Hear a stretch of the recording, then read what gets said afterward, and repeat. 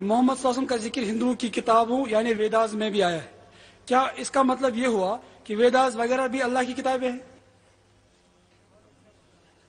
ये सवाल जो पूछा गया है कि वेदा में भी मोहम्मद सल्लल्लाहु अलैहि वसल्लम जिक्र करेगा, वेदा भी अल्लाह की किताब है, ये जवाब बाइबल का और ये जवाब सेम है।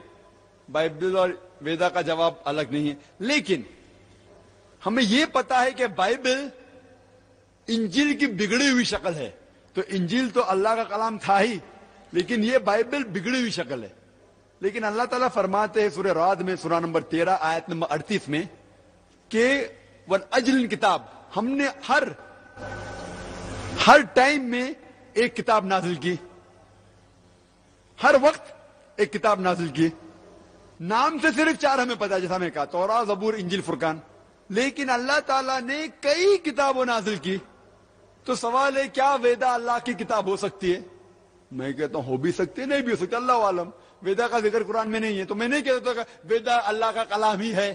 लेकिन क्योंकि इंजील का जिक्र मैं ये कह सकता हूं कि इंजील अल्लाह का कलाम है, लेकिन ये बाइबल बिगड़ी हुई शक्ल है।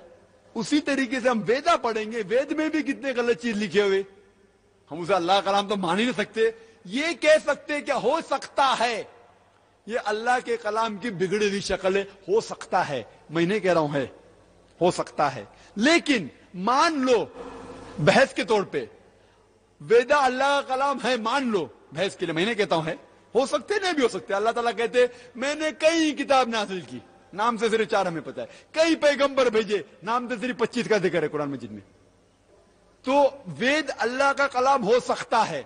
लेकिन मेरा यह कहना है कि जितनी भी किताब कुरान मजीद के पहले जितने नाजिल हुई, वो किताब सिर्फ एक ग्रोह के लिए भेजी गई थी, सारे आलम के लिए नहीं। और वो किताब सिर्फ एक वक्त के लिए अमल में होना चाहिए।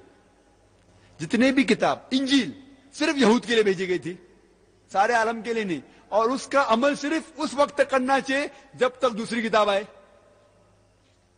ता क़यामत तक नहीं। तो मान लो वेदा अगर अल्लाह की किताब है, मान लो बहस के तौर पे, तो भी वो सिर्फ उस टाइम के लिए थी और उन लोग के लिए थी, आज के लोग के लिए नहीं। आज के लिए जो भी इंसान है, भले हिंदुस्तान में रह रहा है, अमेरिका में रह रहा है, पाकिस्तान में रह रहा है, क्या कनाडा में, क्या सिंगापुर में, उसे अमल करना चाहिए आखिरी किताब पे, कुरान मजीद, और आखिरी पैगंबर मोहम्मद सल्लल्लाहु अलैहि वसल्लम।